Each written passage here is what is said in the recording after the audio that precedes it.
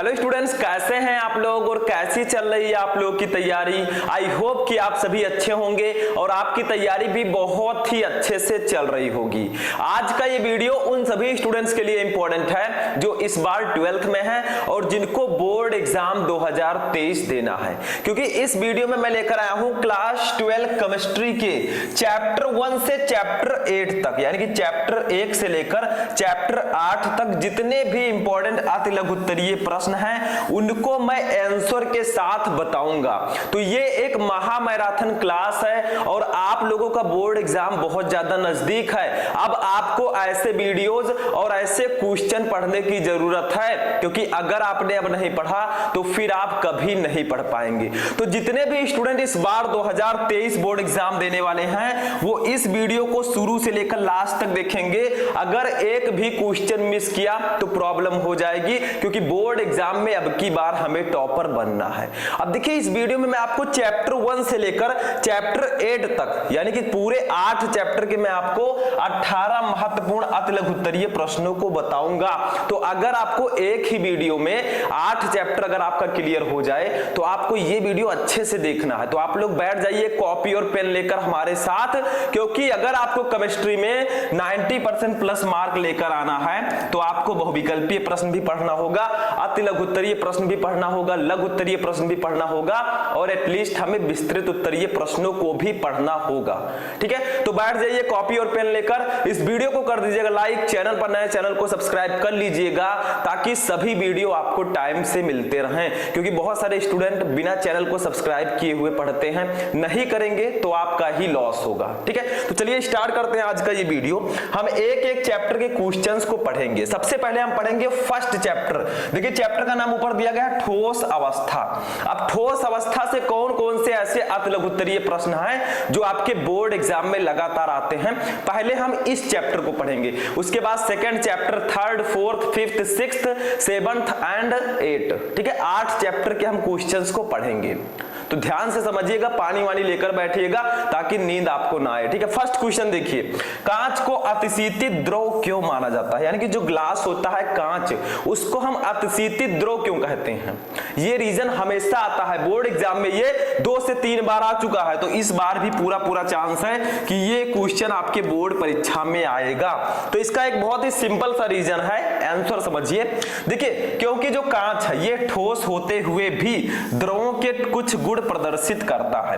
यानी कि कांच जो होता है ये ठोस होता है, लेकिन ये ठोस होते हुए भी द्रव के कुछ गुण प्रदर्शित करता है, क्योंकि द्रव जो होता है वो बहता रहता है। आप सभी को पता है, जैसे पानी द्रव है। ठीक है, पानी देखिए बहता रहता है क्योंकि उसके जो कण होते हैं उसमें हाइड्रोजन बंध जो है बहुत ही दुर्बल होते हैं। ठीक है, और जिसमें प्रबल होगा वो ठोस होगा। तो देखिए क्या है, इसमें द्रवों के समान इसमें प्रवाहित होने का गुण होता है। इसका यह गुण, ठीक है, इसका यह गुण पुरानी इमारतों के कांच में देखा जा सकता है जो तली पर कुछ मोटा होता है।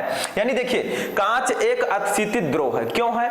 क्योंकि देखिए इसमें द्रव की भांति बहने का गुण होता है, द्रवों की भांति प्रवाहित होने का गुण होता है, लेकिन जो ये प्रवाहित होता है इसमें बहुत ज्यादा टाइम लगता है। जैसे जो पानी है वो तो लगातार प्रवाहित होता है, ठीक है, लेकिन जो द्रव जो आपका कांच है, ठीक है, इसमें यह गुण बहुत ही स्लो मोशन में होता है। यानी कि आप किसी पुरानी इमारत के कांच को ले लीजिए तो क्या होगा, वो निचले तल पर मोटा होगा। ऐसा क्यों होता है? क्योंकि जो कांच के छोटे छोटे अवयवी कण हैं वो धीरे धीरे प्रवाहित होते हैं, लेकिन बहुत धीरे धीरे, 2-3 साल, 10 साल, 20 साल में ऐसा उनको देखने को आपको मिलेगा कि वो तली पर कुछ मोटा होगा नीचे की तरफ, गुरुत्वाकर्षण के कारण। ठीक है, तो यही रीजन है, क्योंकि इसमें कांच में द्रवों के भांति प्रवाहित होने का गुण पाया जाता है। ठीक है, तो रीजन समझ लीजिए अच्छे से, इसको चाहे आप नोट कीजिए चाहे जो कीजिए, क्योंकि अगर आपको इसका पूरा नोट्स चाहिए, मैंने आपको बताया था शुभम लेक्चरर ऐप डाउनलोड कर लीजिए, वहां से आप हमसे कांटेक्ट कर सकते हैं। मेरा व्हाट्सएप नंबर दिया रहेगा, आप हमसे जो भी क्वेश्चन करना चाहे वहां से कर सकते हैं और ये सब नोट्स मैं आपको दूंगा। ठीक है, लेकिन आप लोग कांटेक्ट कीजिएगा। देखिए कांच को अतिशीतित द्रव क्यों माना जाता है? क्योंकि यह ठोस होते हुए भी द्रवों के कुछ गुण प्रदर्शित करता है, द्रवों के समान इसमें प्रवाहित होने का गुण होता है। इसका यह गुण पुरानी इमारतों के कांच में देखा जा सकता है जो तली पर कुछ मोटा होता है। ये सिंपल सा रीजन है, इसमें कुछ है ही नहीं। तो ये क्वेश्चन समझ में आ गया। क्योंकि कांच में द्रव के भांति प्रवाहित होने का गुण होता है, इसीलिए हम कांच को अतिशीतित द्रव भी कहते हैं। ठीक है, चलिए आगे बढ़ते हैं।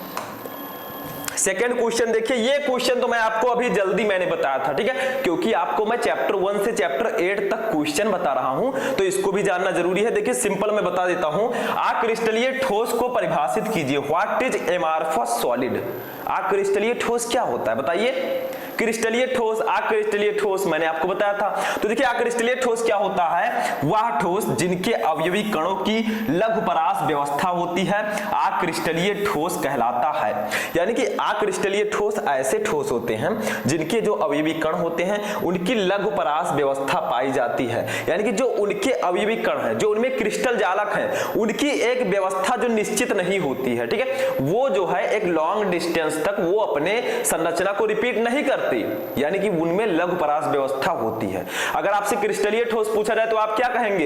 यही, इसी को थोड़ा चेंज कर दीजिए, वह ठोस जिनके अवयवी कणों की दीर्घ परास व्यवस्था होती है क्रिस्टलीय ठोस कहलाते हैं। तो याद रखिएगा, क्रिस्टलीय ठोस में अवयवी कणों की दीर्घ परास व्यवस्था होगी, अक्रिस्टलीय ठोस में अवयवी कणों की लघु परास व्यवस्था पाई जाती है। ठीक है, समझ में आ गया? उदाहरण देखिए अक्रिस्टलीय ठोस का, कांच, रबड़, प्लास्टिक आदि। ठीक है, ये अक्रिस्टलीय ठोस के उदाहरण हैं। अब देखिए अति लघु उत्तरीय प्रश्न जो आते हैं वो एक एक नंबर के आते हैं, तो सिर्फ आपको इतना ही लिखना होगा, एक नंबर में इतना ही मिलेगा, ज्यादा नहीं। ठीक है, ज्यादा आपको नहीं लिखना है, लिखना आपको किसमें है? लघु उत्तरीय प्रश्नों में, विस्तृत उत्तरीय प्रश्नों में। ठीक है, तो आपको अच्छे से स्टडी करना है। अगर आप अति लघु उत्तरीय प्रश्नों को नहीं पढ़ेंगे 5-6 नंबर आपका कट हो जाएगा, बेकार है, फिर आप अपने टारगेट तक नहीं पहुंच पाएंगे जो आपने 90% प्लस का टारगेट रखा है। ठीक है, तो उसके अकॉर्डिंग पढ़ाई कीजिए, कौन सा लघु उत्तरीय इंपॉर्टेंट है, कौन सा विस्तृत उत्तरीय इंपॉर्टेंट है, कौन सा बहुविकल्पीय प्रश्न इंपॉर्टेंट है, ये आपको जानना होगा, तभी you can be A topper, तभी आप टॉपर बन सकते हैं। ठीक है, ऐसे थर्ड क्वेश्चन देखिए, एक एक क्वेश्चन ध्यान से समझिएगा। ठीक है, थर्ड क्वेश्चन में कुछ है ही नहीं, देखिए क्या है। आयनिक ठोस गलित अवस्था में विद्युत चालक होते हैं परंतु ठोस अवस्था में नहीं, व्याख्या कीजिए। जैसे आप ले लीजिए, आपके घर में क्या रहता है? NaCl है कि नहीं है? किसके किसके घर में है? NaCl, सोडियम क्लोराइड, नमक, नमक सबके घर में होता है। अब देखिए जब आप नमक का इतना बड़ा टुकड़ा लेंगे, आता होगा, ठीक है, ठोस वाला नमक, तो उसको अगर आप उसमें करंट प्रवाहित करेंगे तो क्या होगा? वो विद्युत चालक नहीं होगा, ठोस अवस्था में वो विद्युत चालक नहीं है, यानी कि उसमें करंट उतना अच्छे से प्रवाहित नहीं करेगा। अगर आप लोग उसी नमक को पानी में घोल दीजिए, गलित कर दीजिए, तो क्या होगा? उसमें करंट आसानी से प्रवाहित होगा। तो वही कहा जा रहा है कि आयनिक ठोस गलित अवस्था में विद्युत चालक होते हैं परंतु ठोस अवस्था में नहीं, व्याख्या कीजिए। तो आयनिक ठोस का उदाहरण हमारा सोडियम क्लोराइड भी है। तो देखिए इसका आंसर होगा, गलित अवस्था में आयनिक यौगिक वियोजित होकर मुक्त आयन देते हैं तथा विद्युत चालन करते हैं। देखिए इसको जब हम वियोजित करेंगे, गलित अवस्था में करेंगे, तो Na+ आयन अलग हो जाएगा, Cl- आयन अलग हो जाएगा, तो ये मुक्त होकर, ये वियोजित होकर मुक्त आयन देंगे। तो मुक्त आयन जब होगा तो विद्युत का चालन होगा। लेकिन ठोस अवस्था में आयन गति करने के लिए नहीं होते हैं, यानी कि जब ये ठोस अवस्था में होगा NaCl के रूप में, तो ये गति कर, इनके जो आयन हैं वो गति करने में असमर्थ रहेंगे। तो जब गति ही नहीं करेंगे तो उसमें करंट का प्रवाह, करंट का फ्लो नहीं होगा। समझ में आया? तो यही कारण है कि ये ठोस अवस्था में मुक्त विद्युत चालन नहीं करते, यानी कि ठोस अवस्था में ये विद्युत के चालक नहीं होते हैं, इनमें करंट का प्रवाह, करंट का फ्लो नहीं होता है। ठीक है, तो सिंपल सा रीजन है कि गलित अवस्था में जो आयनिक ठोस हैं वो वियोजित होकर मुक्त आयन देते हैं, जिससे इसमें विद्युत चालन होता है, इसमें विद्युत का प्रवाह होता है। लेकिन अगर ठोस अवस्था में जो आयन हैं वो गति करने के लिए समर्थ नहीं होते हैं, गति इनमें नहीं होती है, तो इसीलिए ये ठोस अवस्था में जो है विद्युत का चालन नहीं करते, ठोस अवस्था में इसमें विद्युत धारा का प्रवाह नहीं होता है। That's a very simple reason, इसको भी नोट कर लीजिए। फर्स्ट चैप्टर का क्वेश्चन ये भी है। ठीक है, नोट हो गया स्टूडेंट। चलिए नेक्स्ट टॉपिक देखते हैं। नेक्स्ट क्वेश्चन जो होगा वो हमारे सेकंड चैप्टर से होगा, जिसका नाम है विलयन।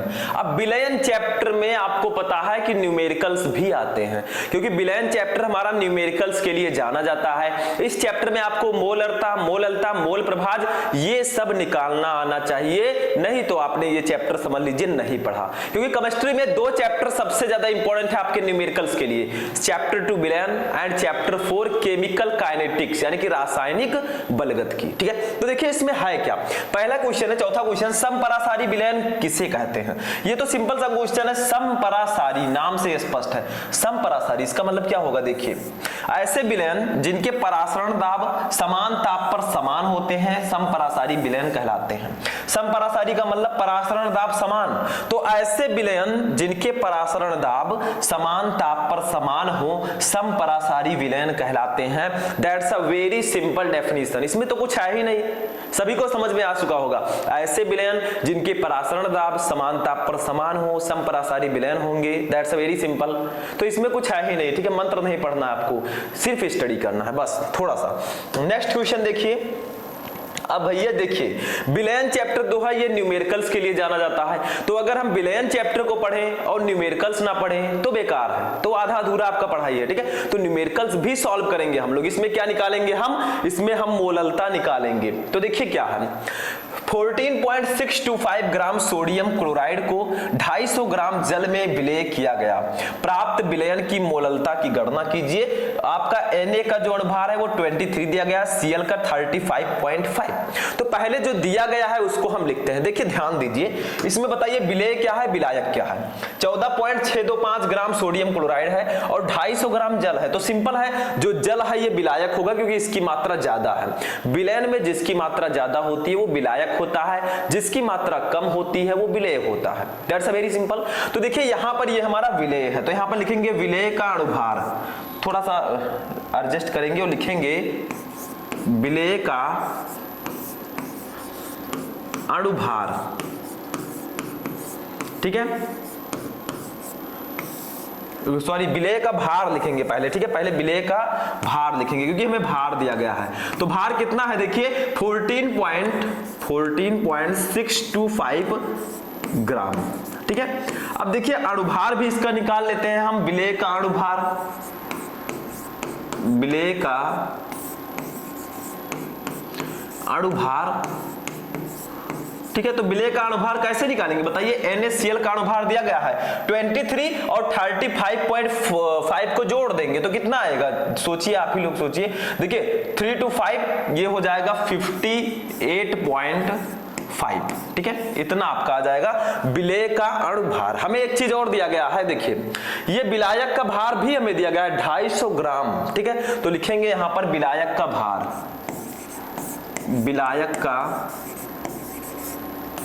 विलायक का भार ये कितना दिया गया है 250 ग्राम यानी कि 250 ग्राम।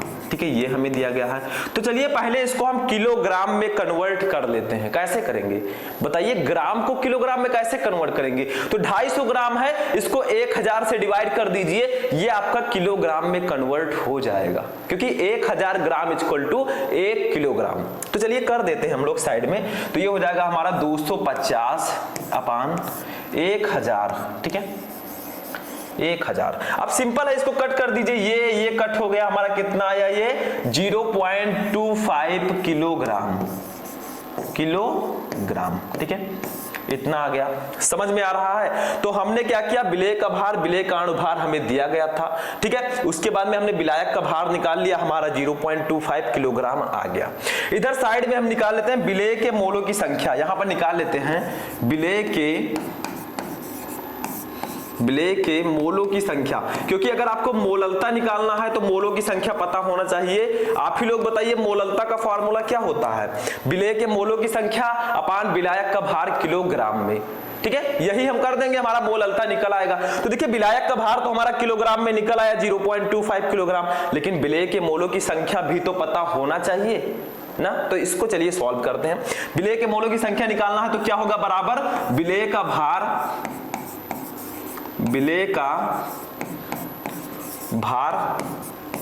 अपान विलेय का अणुभार, विलेय का अणुभार। भार को अणुभार से डिवाइड कर देंगे, हमारा निकल आएगा। ठीक है, अब चलिए विलेय का भार कितना है। विलेय का भार हमारा है 14.625। ठीक है, 14.625 अपान देखिए विलेय का अणुभार कितना है 58.5।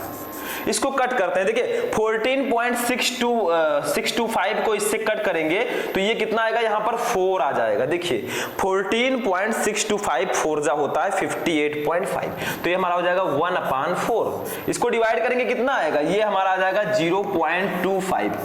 करके देख लीजिए आप, 1/4 है, 4 को 1 से डिवाइड कीजिए, 1 को 4 से, तो कितना आएगा 0.25। तो देखिए हमारा जो विलेय के मोलों की संख्या आई वो 0.25 आया। विलायक का भार भी हमारा आया है 0.25।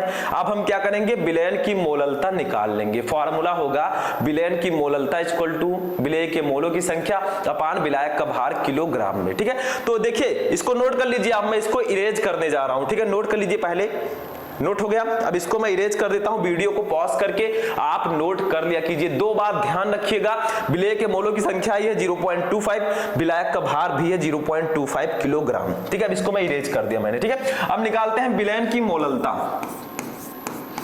विलयन की मोललता, ठीक है, तो विलयन की मोललता अगर आपको निकालना है तो मैंने बताया विलेय के मोलों की संख्या, विलेय के मोलों की संख्या अपान क्या होगा, विलायक का भार किलोग्राम में, विलायक का भार किलोग्राम में। देखिए किलोग्राम में लेंगे तो आपको 1000 से गुणा करने की जरूरत नहीं है, अगर आप ग्राम में लेते तो आपको 1000 से गुणा करना होता। अब देखिए यहां पर कितना है, विलेय के मोलों की संख्या 0.25 आया था, विलायक का भार भी कितना आया था 0.25।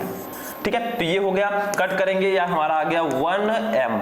ठीक है, मोलरता, तो हमारा विलयन की मोललता जो आया, यहां पर मैं लिख देता हूं विलयन की मोललता, विलयन की मोललता वो हमारा कितना आया 1m आ गया। बस यही हमारा आंसर हो गया। देखिए यही आंसर 1m आ गया। तो आपको कुछ करना नहीं है, विलेय का भार दिया गया है, विलेय का अणुभार दिया गया है, उससे हम विलेय के मोलों की संख्या निकालेंगे। ठीक है, विलायक का भार हमें दिया गया, उसको मैंने किलोग्राम में कन्वर्ट कर दिया। फिर हमने मोललता का फॉर्मूला लगाया, विलयन की मोललता इक्वल टू विलेय के मोलों की संख्या अपान विलायक का भार किलोग्राम में। हमने 0.25 0.25 दोनों को डिवाइड कर दिया, विलयन की मोललता जो हमारी आई वो 1m आ गई। बस कुछ है, कुछ भी नहीं है, सिर्फ अगर आप लोग समझना चाहते हैं, if you want to understand you can do it, आप इसे समझ सकते हैं, कुछ है ही नहीं इसमें। ठीक है, तो इसको भी नोट कर लीजिए, क्वेश्चन नंबर 5 को आप लोग नोट कर लीजिए, बहुत ही इंपॉर्टेंट ये क्वेश्चन है। अब चलिए नेक्स्ट क्वेश्चन देखते हैं, क्वेश्चन नंबर 6। नोट हो गया स्टूडेंट, चलिए नेक्स्ट क्वेश्चन देखते हैं। क्वेश्चन नंबर 6 क्या है। अब देखिए क्वेश्चन नंबर 6 हमारा नेक्स्ट चैप्टर से है, चैप्टर नंबर 3, जिसका नाम है क्या, विद्युत रसायन। देखिए क्या है क्वेश्चन, सिंपल सा है, किसी सेल के विद्युत वाहक बल से क्या तात्पर्य है, what is electromotive force of a cell, यानी कि सेल का विद्युत वाहक बल क्या होता है। ध्यान से समझिएगा, एक भी क्वेश्चन आपको मिस नहीं करना है, ये सभी क्वेश्चन बोर्ड एग्जाम के लिए इंपॉर्टेंट है। देखिए लिखते हैं, सेल का विद्युत वाहक बल क्या होता है, इसका डेफिनेशन समझ लीजिए। किसी सेल के इलेक्ट्रोडों के इलेक्ट्रोड विभव में वह अंतर जब सेल से परिपथ में कोई विद्युत धारा प्रवाहित नहीं होती, सेल का विद्युत वाहक बल कहलाता है। यानी कि कहा जा रहा है, देखिए सेल जो होता है उसमें इलेक्ट्रोड होते हैं, जैसे आपका कैथोड हो गया, एनोड हो गया। ठीक है, तो देखिए किसी सेल के इलेक्ट्रोडों के इलेक्ट्रोड विभव में वह अंतर जब सेल से परिपथ में कोई विद्युत धारा नहीं बहती है, सेल का विद्युत वाहक बल कहलाता है। इसमें कुछ है नहीं, सिर्फ आपको डेफिनेशन समझना है, और मेरे पास कोई टॉनिक नहीं है कि मैं आपको पिला दूंगा, आपको समझ में आ जाएगा। ठीक है, वो आपको याद करना पड़ेगा, आपको समझना पड़ेगा। ठीक है, क्योंकि आपका काम है समझना। हो गया ये, चलिए नेक्स्ट क्वेश्चन देखते हैं, क्वेश्चन नंबर 7। ठीक है, ये हो गया 7 नंबर क्वेश्चन। देखिए बहुत इंपॉर्टेंट है। देखिए विशिष्ट चालकता से क्या तात्पर्य है, इसका मात्रक क्या है, यानी कि विशिष्ट चालकता क्या होता है, व्हाट इज स्पेसिफिक कंडक्टेंस। ये फिजिक्स में आपने पढ़ा होगा, फिजिक्स में भी है आपका विशिष्ट चालकता, चैप्टर नंबर 3 विद्युत धारा में भी ये टॉपिक है, और हमारे चैप्टर 3 विद्युत रसायन में भी है, केमिस्ट्री में। ठीक है, तो देखिए विशिष्ट चालकता क्या होता है, इसका मात्रक क्या होता है। देखिए सबसे पहले विशिष्ट चालकता को पढ़िए, डेफिनेशन दोनों सेम है, चाहे फिजिक्स हो चाहे केमिस्ट्री हो। देखिए किसी चालक के विशिष्ट प्रतिरोध की व्युत्क्रम को उस चालक की विशिष्ट चालकता कहते हैं। यानी कि सिंपल भाषा में समझे तो विशिष्ट प्रतिरोध की व्युत्क्रम को विशिष्ट चालकता कहते हैं। बहुत सिंपल है, विशिष्ट प्रतिरोध की व्युत्क्रम को विशिष्ट चालकता कहते हैं, यानी कि जो विशिष्ट प्रतिरोध होता है वो विशिष्ट चालकता का उल्टा होता है। अब देखिए इसे ग्रीक अक्षर कप्पा से प्रदर्शित करते हैं। ये कप्पा है, थोड़ा स्टाइल से बना दीजिएगा, कप्पा के नहीं है, ठीक है। इसे ग्रीक अक्षर कप्पा से डिनोट करते हैं। चलिए इसका फॉर्मूला देखते हैं। तो कप्पा इक्वल टू हमारा हो जाएगा, कप्पा इक्वल टू 1/ρ। ये फॉर्मूला होता है विशिष्ट चालकता का, ठीक है। ये हो गया। अब यहां पर आप लोग कहेंगे सर रो क्या है, तो रो है हमारा विशिष्ट प्रतिरोध, विशिष्ट प्रतिरोध। अब इसका मात्रक क्या हो जाएगा बताइए आप लोग से, कप्पा का मात्रक क्या होगा, कप्पा का मात्रक यानी कि विशिष्ट चालकता का मात्रक क्या होगा, तो आप ही लोग बताइए विशिष्ट चालकता का मात्रक क्या होगा। इसका मात्रक हो जाएगा ओम इनवर्स सेंटीमीटर इनवर्स, ठीक है। या आप लिख सकते हैं ओम इनवर्स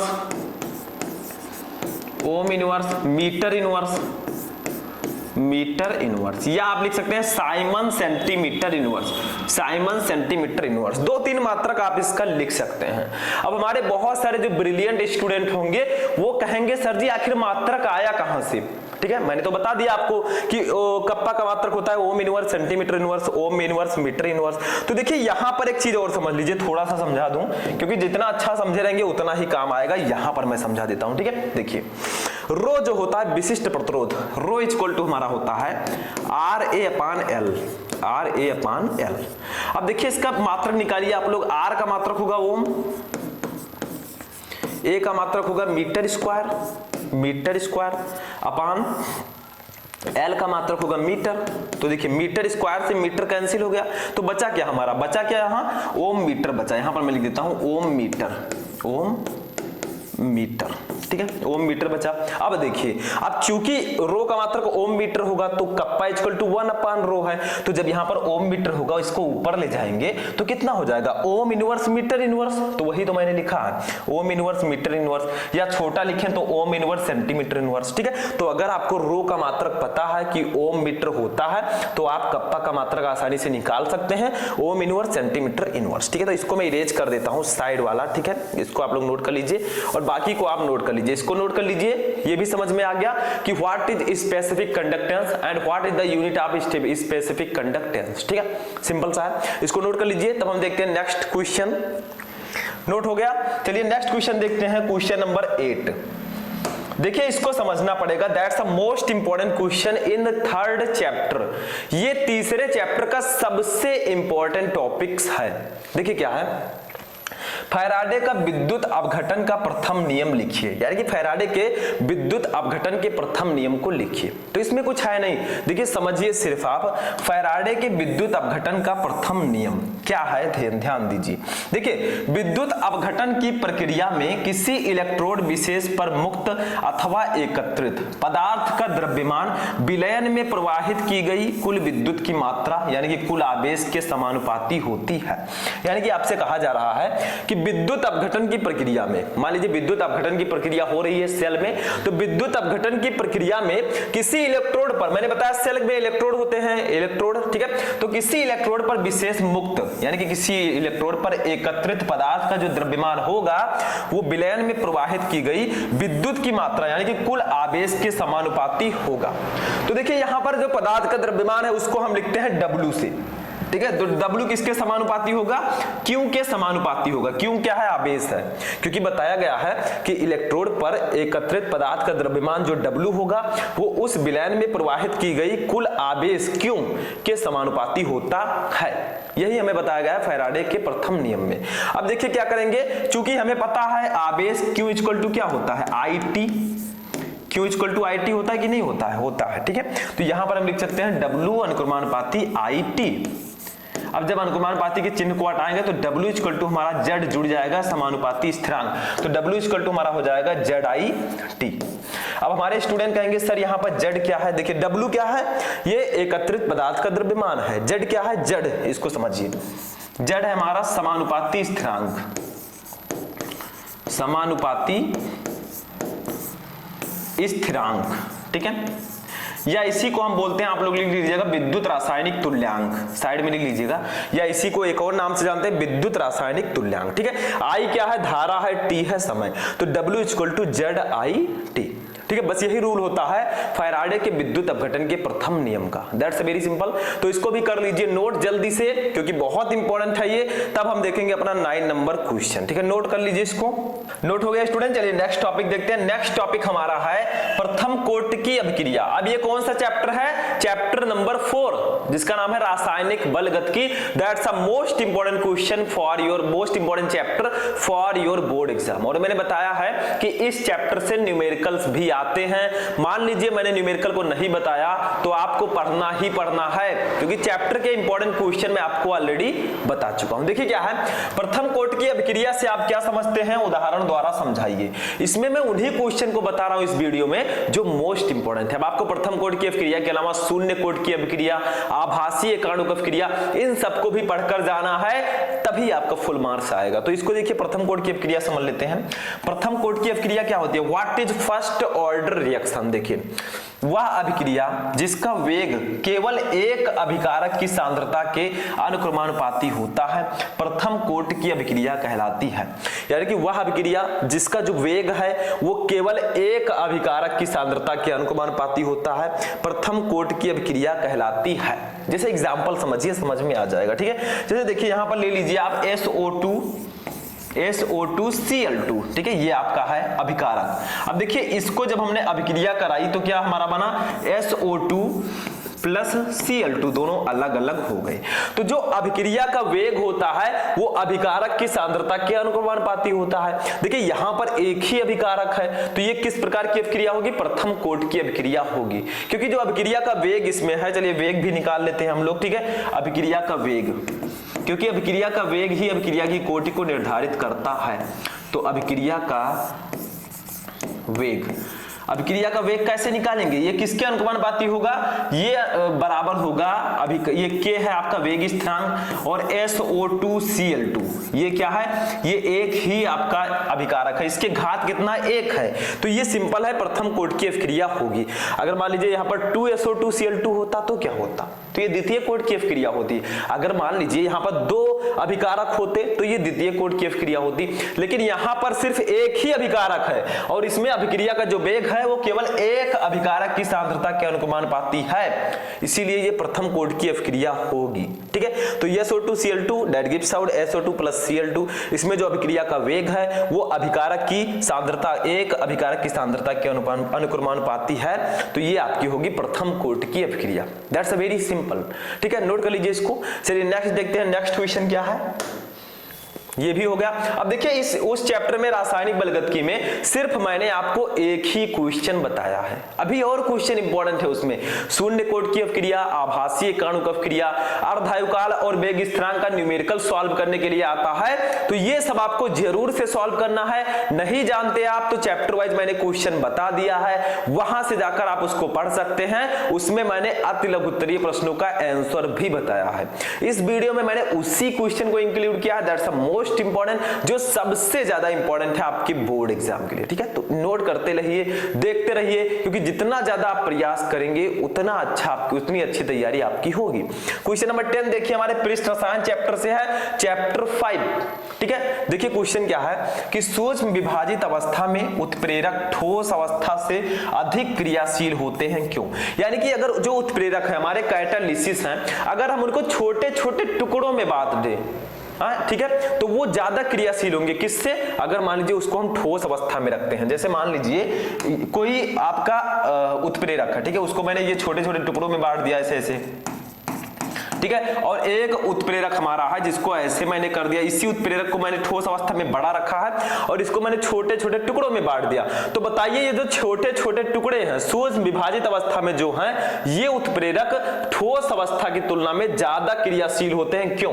यानी कि अगर ये सेम उत्प्रेरक हैं, इसको मैं एक बड़ा सा ऐसे रखूं और इसको मैं सूक्ष्म विभाजित अवस्था में कर दूं छोटे छोटे टुकड़ों में, तो ये छोटे छोटे टुकड़े वाले जो उत्प्रेरक होंगे ये ज्यादा क्रियाशील होंगे। आखिर क्यों, तो वही पूछा जा रहा है। देखिए, तो इसका कारण यह है कि उत्प्रेरक के जितने अधिक टुकड़े होंगे, जितने अधिक टुकड़े हम इस उत्प्रेरक के करेंगे, उतनी ही मुक्त संयोजकताएं अधिक होंगी। यानी कि इनकी जो मुक्त संयोजकता है वो उतनी ही ज्यादा होगी, जिनके कारण इनकी कार्य क्षमता अधिक होगी। ठीक है, यही कारण है कि सूक्ष्म विभाजित अवस्था में उत्प्रेरक ठोस अवस्था से ज्यादा क्रियाशील होते हैं, क्योंकि जितने अधिक टुकड़े उसके होंगे उत्प्रेरक के, वह उतना ही ज्यादा उसकी मुक्त संयोजकताएं होंगी, और जिसके कारण उसकी कार्य क्षमता भी उतनी ही ज्यादा बढ़ेगी, वो ज्यादा काम करेगा। ठीक है, यही हमारा ध्येय है। ठीक है, चलिए आगे बढ़ते हैं। इसको भी समझ में आ चुका होगा आपको। नेक्स्ट क्वेश्चन देखिए, क्वेश्चन नंबर 11 इसी चैप्टर से। देखिए, बहुत ही इंपॉर्टेंट ये क्वेश्चन है, बहुत ज्यादा इंपॉर्टेंट। कई प्रकार से क्वेश्चन आता है। देखिए क्या है, क्लोरोफॉर्म को रंगीन बोतलों में रखा जाता है तथा उसमें कुछ मात्रा एथिल अल्कोहल की भी मिलाई जाती है। ऐसा क्यों? यानी कि जो हमारे क्लोरोफॉर्म भैया हैं, देखिए उनका फार्मूला होता है CHCl3। इसको हम ट्राइक्लोरोमेथेन बोले चाहे क्लोरोफॉर्म बोले, दोनों सेम है। लेकिन आपसे पूछा जा रहा है कि आखिर क्लोरोफॉर्म को हम प्रकाश एवं वायु की उपस्थिति में क्यों नहीं रखते? इसका मतलब यही है। 2-3 प्रकार से क्वेश्चन आता है। तो यहां पर है क्लोरोफॉर्म को रंगीन बोतलों में रखा जाता है तथा उसमें कुछ मात्रा में एथिल अल्कोहल भी मिलाया जाता है, ऐसा क्यों? तो देखिए क्या होता है, रिएक्शन करता है। देखिए, क्लोरोफॉर्म को रंगीन बोतल के ऊपर तक भरकर इसलिए रखते हैं जिससे प्रकाश और वायु अंदर नहीं पहुंच सके, अन्यथा क्लोरोफॉर्म धीरे धीरे ऑक्सीकृत होकर फास्जीन गैस बनाता है। फास्जीन, ठीक है, गैस बनाता है जो बहुत तेज विष है। देखिए, जो क्लोरोफॉर्म होता है, इसको प्रकाश एवं वायु से बचाने के लिए हम इसको रंगीन बोतलों में रखते हैं या फिर कुछ मात्रा में एथिल अल्कोहल मिलाकर रखते हैं, क्योंकि अगर वायु की उपस्थिति में हम क्लोरोफॉर्म को रखेंगे तो इसका ऑक्सीकरण हो जाएगा, और जब ऑक्सीकरण होगा तो एक बहुत ही विषैली गैस बनती है जिसका नाम है फास्जीन, जो बहुत ही विषैली है। इसीलिए हम इसको क्लोरोफॉर्म को रंगीन बोतलों में रखते हैं या फिर एथिल अल्कोहल मिलाकर इसमें रखते हैं। ठीक है, अब बताएं कैसे बनेगा। चलिए मैं बता देता हूं आखिर रिएक्शन करेगा कैसे। मान लीजिए हम क्लोरोफॉर्म को प्रकाश या वायु में रख दें तो कैसे रिएक्शन होगा। देखिए, क्लोरोफॉर्म का फार्मूला होता है CHCl3। ठीक है, क्या होता है? CHCl3। अब देखिए, इसको जब हम बाहर रख देंगे तो ये ऑक्सीजन से क्रिया कर लेगा। किससे? ऑक्सीजन से। ठीक है, तो किसकी उपस्थिति में? अब इसमें मान लीजिए हम C2H5OH की उपस्थिति में ऋणात्मक उत्प्रेरक, क्या? ऋणात्मक उत्प्रेरक की उपस्थिति में अगर करेंगे तो हमारा बनेगा क्या? देखिए, बहुत ही विषैली गैस बनती है। मान लीजिए ऑक्सीजन की उपस्थिति में ये देखिए ऑक्सीकरण हो रहा है इसका। ठीक है, तो हमारा बन जाएगा COCl2 और बनेगा HCl। तो ये जो COCl2 है यही है फास्जीन, और ये बहुत विषैली गैस है, इसीलिए हम इसको क्लोरोफॉर्म को वायु से बचा कर रखते हैं। अब देखिए, ये बैलेंस है रिएक्शन की नहीं। देखिए, इधर C कितना है? इधर C 1 है, इधर कितना है C? इधर भी 1 है। ठीक है, लेकिन इधर हाइड्रोजन कितना है? 1 है। इधर हाइड्रोजन कितना है? इधर भी 1 है। ठीक है, अभी देखिए यहाँ पर Cl3 है, यहाँ पर Cl3 है, लेकिन इसको थोड़ा सा हम, ऑक्सीजन कितना है? यहाँ पर 1 है, तो इसको थोड़ा सा हम बैलेंस कर देते हैं, इसको 2 कर देते हैं और इसको भी हम 2 कर देते हैं। ठीक है, तो यहाँ पर भी हमारा ये 2 हो जाएगा और ये भी 2 हो जाएगा। ठीक है, अब ये बैलेंस है एकदम, जितने इधर हैं उतने ही इधर भी हैं। वैसे पहले भी बैलेंस था, लेकिन ऐसे करेंगे तो ज्यादा बेटर रहेगा। तो देखिए, जब हम क्लोरोफॉर्म को ऑक्सीकरण कराएंगे, यानी कि मान लीजिए उसको हम प्रकाश या वायु की उपस्थिति में रख देते हैं तो हमारा फास्जीन बन जाता है। ये बहुत ही विषैली गैस है, इसीलिए हम इसको रंगीन बोतलों में रखते हैं क्लोरोफॉर्म को, क्योंकि ये ऑक्सीकरण हो जाएगा तो फास्जीन बना लेगा, जो हम लोगों के लिए बहुत ज्यादा हानिकारक है। और यहां पर ये 2HCl क्या है? HCl क्या है? Hydrochloric acid. ठीक है, तो ये आप लोग नोट कर लीजिएगा, दैट्स अ वेरी इंपॉर्टेंट। ठीक है, नोट कर लीजिए। अब चलिए नेक्स्ट क्वेश्चन देखते हैं, इसको नोट कर लीजिए। नोट हो गया स्टूडेंट? चलिए नेक्स्ट टॉपिक देखते हैं। नेक्स्ट क्वेश्चन हमारा है, देखिए इसी चैप्टर से है, धुएं में प्रक्षिप्त प्रावस्था एवं परिक्षेपण माध्यम लिखिए। यानी कि जो धुआं होता है आप लोग देखे होंगे, बताइए उसमें परिक्षिप्त प्रावस्था क्या होता है, परिक्षेपण माध्यम क्या होता है। ठीक है, जैसे देखिए इसका मतलब क्या होगा, प्रक्षिप्त प्रावस्था का मतलब होगा जो छिपी हो, परिक्षिप्त जो छिपी हो, और परिक्षेपण माध्यम का मतलब होगा जो हमें दिखाई दे। जैसे धुआं आप देखते हैं तो आप आपको क्या दिखाई देता है कि एक वायु की तरह है, ठीक है, एक गैस की तरह है। धुआं आप देखेंगे तो लगेगा एक गैस है ना, लेकिन उसमें जो छिपा होता है, छोटे छोटे टुकड़े छिपे होते हैं, छोटे छोटे ठोस के कण छिपे होते हैं, वो प्रक्षिप्त प्रावस्था होता है। ठीक है, प्रक्षिप्त प्रावस्था का मतलब जो उसमें छिपे हों। परिक्षेपण माध्यम का मतलब जो हमें स्पष्ट रूप से दिखाई दे। ठीक है, जैसे आप चीनी और पानी को घोलिए, विलेय विलायक, तो आपको चीनी तो नहीं दिखाई देगा अगर बढ़िया से घोल देंगे, लेकिन पानी दिखाई देगा। तो पानी होगा विलायक और जो चीनी होगा वो विलेय होगा। तो पानी की मात्रा ज्यादा है वो विलायक होगी। वैसे इसमें परिक्षेपण माध्यम आपको दिखाई देगा, प्रक्षिप्त प्रावस्था नहीं दिखाई देगा। तो धुएं में जो परिक्षेपण माध्यम है वो क्या होगा, क्योंकि आपको धुआं जो है गैस के रूप में दिखता है तो गैस होगा। प्रक्षिप्त प्रावस्था क्या होगी, क्योंकि उस गैस में छोटे छोटे ठोस के टुकड़े होंगे, तो प्रक्षिप्त प्रावस्था हमारी ठोस होगी। That's very simple. तो यही आपको बताना होता है प्रक्षिप्त प्रावस्था और परिक्षेपण माध्यम में। नोट कर लीजिए इसको। चलिए आगे बढ़ते हैं। अब नेक्स्ट क्वेश्चन देखिए क्या है, इसको समझिए। पेप्टीकरण की क्रिया को एक उदाहरण द्वारा समझाइए। व्हाट इज पेप्टाइजेशन, यानी कि पेप्टीकरण क्या होता है। दैट्स अ वेरी सिंपल, और ये बहुत ज्यादा इंपॉर्टेंट टॉपिक है हमारे पृष्ठ रसायन चैप्टर का। देखिए पेप्टीकरण क्या होता है, यहां पर देखिए पेप्टीकरण, ठीक है, हेडिंग डालेंगे ऐसे बढ़िया से। पेप्टीकरण की विधि स्कंदन के विपरीत है। इसमें ताजे बने अवक्षेप को किसी वैद्युत अपघट्ट के तनु विलयन के साथ हिलाने पर कोलाइडी विलयन प्राप्त होता है। यानी कि जो पेप्टीकरण प्रक्रिया होती है, इसके द्वारा हम कोलाइडी विलयन को प्राप्त करते हैं। ये कोलाइडी विलयन को बनाने की एक विधि है। ठीक है, तो पेप्टीकरण क्या होता है, पेप्टीकरण की विधि स्कंदन के विपरीत है। इसमें ताजे बने अवक्षेप को किसी वैद्युत अपघट्ट के तनु विलयन के साथ हिलाने पर कोलाइडी विलयन प्राप्त होता है। जैसे मान लीजिए फेरिक हाइड्रोक्साइड के ताजे अवक्षेप में फेरिक क्लोराइड का विलयन मिलाने पर लाल रंग का FeOH का होल थ्राइस कोलाइडी विलयन बनता है। ठीक है, तो ये जो पेप्टीकरण है ये कोलाइडी विलयन बनाने की एक विधि है। जब हम किसी ताजे बने अवक्षेप को किसी वैद्युत अपघट्ट के तनु विलयन के साथ मिलाएंगे तो कोलाइडी विलयन बनेगा। जैसे फेरिक हाइड्रोक्साइड को ले लीजिए, इसके अवक्षेप में फेरिक क्लोराइड को अगर हम मिलाएंगे तो लाल रंग का FeOH का होल थ्राइस बनेगा, जो कि एक कोलाइडी विलयन है, फेरिक हाइड्रोक्साइड। ठीक है, तो यही होता है पेप्टीकरण। दैट्स वेरी सिंपल, इसमें कुछ नहीं है। ठीक है, इसको भी नोट कर लीजिए, तब हम देखेंगे नेक्स्ट क्वेश्चन। ठीक है, नोट कर लीजिए इसको। नोट हो गया स्टूडेंट। चलिए नेक्स्ट टॉपिक देखते हैं। नेक्स्ट क्वेश्चन जो हमारा होगा 14 नंबर, ये है हमारे पी ब्लॉक एलिमेंट चैप्टर से, चैप्टर नंबर 6। देखिए क्या है, HCl का क्वथनांक HF से कम क्यों होता है। यानी कि देखिए HCl हाइड्रोक्लोरिक का अम्ल का क्वथनांक HF से कम क्यों होता है, HF, ठीक है, इससे कम क्यों होता है। तो देखिए हाइड्रोजन हाइलाइड HX, X का मतलब क्या होगा, S का मतलब जो हाइड्रोजन ग्रुप वाले तत्व होते हैं, फ्लोरीन, क्लोरीन, ब्रोमीन, आयोडीन। ठीक है, तो HX है, यानी कि HX है, तो HX के जगह पर हम कुछ भी लिख सकते हैं, Cl, HF, ऐसे ऐसे बनाते हुए चले जाएंगे। ठीक है, तो हमारा मतलब है इसमें कि हाइड्रोजन हाइलाइड के क्वथनांक यहां पर क्या कर दीजिएगा, क्वथनांक HCl से HI तक बढ़ते हैं। मैंने आपको बताया कि देखिए कैसे होता है हाइड्रोजन में, HX आपको बताया गया। तो देखिए HF, HCl, HBr, ठीक है, HI, ऐसे ऐसे होता है। ये हाइड्रोजन ग्रुप होते हैं। हाइड्रोजन में पहले फ्लोरीन होगा, फिर क्लोरीन, फिर ब्रोमीन, आयोडीन, फिर कल बाहर आई आंटी। ठीक है, तो देखिए यहां पर क्या कहा गया है, HCl से HI तक बढ़ते हैं, यानी कि जो इसके क्वथनांक हैं वो HCl से HI तक बढ़ेंगे। तो यही रीजन है कि HCl का क्वथनांक HF से कम होता है।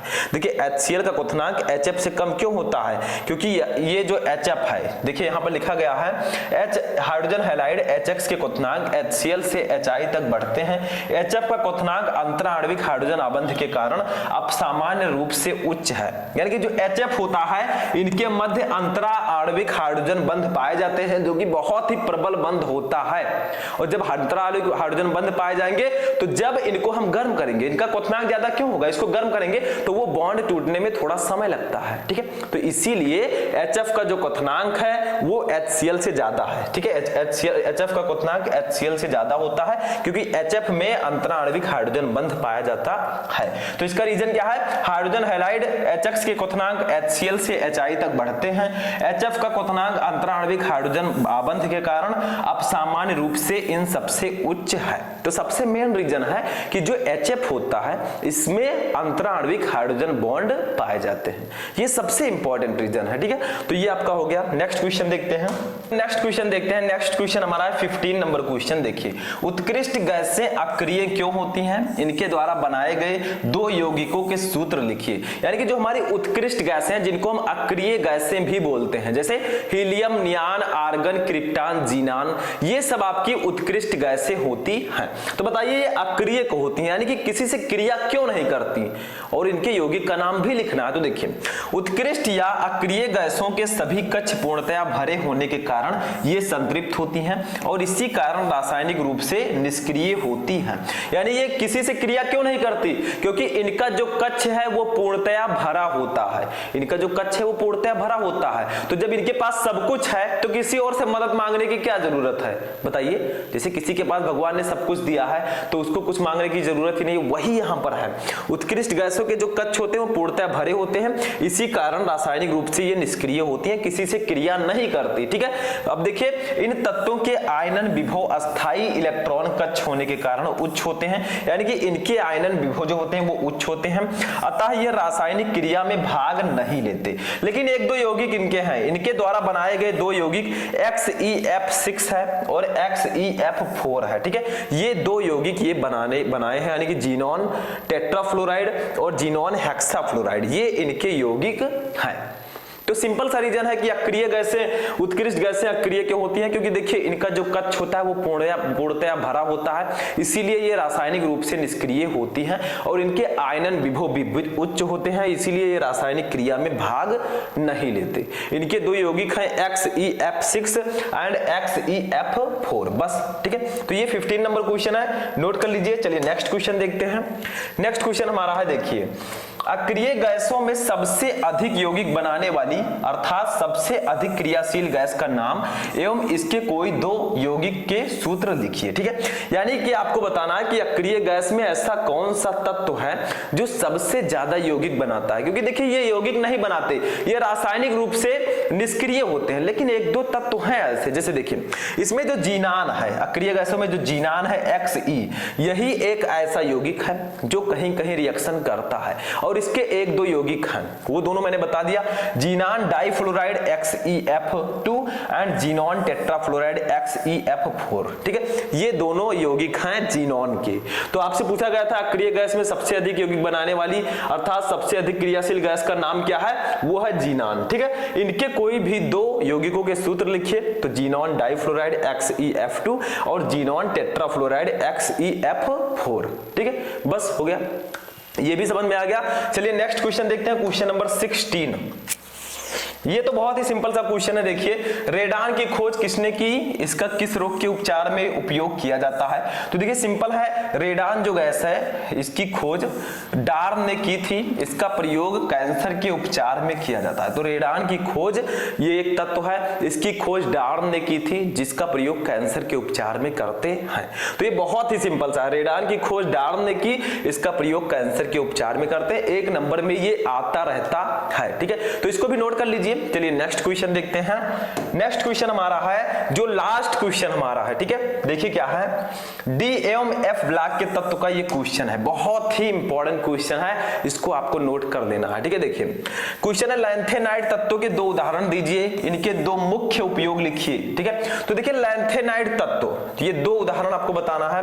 तो एक है आपका सीरियम जिसको हम Ce से लिखते हैं, एक है यूरोपियम जिसको हम Eu से लिखते हैं, और एक है टर्बियम जिसको हम Tb से लिखते हैं। ठीक है, तो इसके तीन तत्व मैंने आपको बता दिए। देखिए लैंथेनाइड तत्व में तीन तत्व, सीरियम, यूरोपियम एंड टर्बियम। ठीक है, अब इसके उपयोग यहां देखिए, सीरियम ताप तथा पराबैंगनी दोनों का अवशोषण करता है।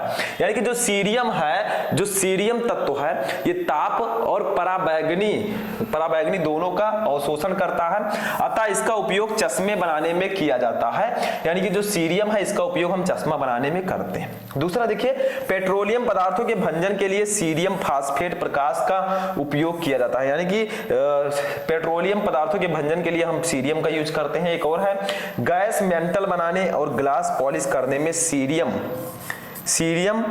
का उपयोग करते हैं। ठीक है, तो ये आपका हो जाएगा सीरियम का उपयोग, यानी कि आपसे पूछा गया था लैंथेनाइट टट्टो के 2 उदाहरण दीजिए, तो हमने 3 उदाहरण दे दिया, इनके 2 मुख्य उपयोग लिखे तो मैंने उपयोग भी आपको बता दिया। ठीक है, तो ये हमारा लास्ट क्वेश्चन था, इसके बाद हमारा क्वेश्चन नहीं है। ठीक है, तो ये था हमारा चैप्टर 1 से लेकर चैप्टर 8 तक जितने भी मोस्ट इंपोर्टेंट क्वेश्चन थे वो मैंने आपको इस वीडियो में बता दिया। ठीक है, ये सभी क्वेश्चन बहुत ज्यादा इंपॉर्टेंट हैं, क्योंकि देखिए अति लघु उत्तरीय आपको ज्यादा से ज्यादा पढ़ना होगा। ठीक है, तो हमने कितने क्वेश्चन देखे टोटल, देखिए हमने टोटल देखे 18 क्वेश्चन, टोटल हमने 18 क्वेश्चन पढ़े हैं।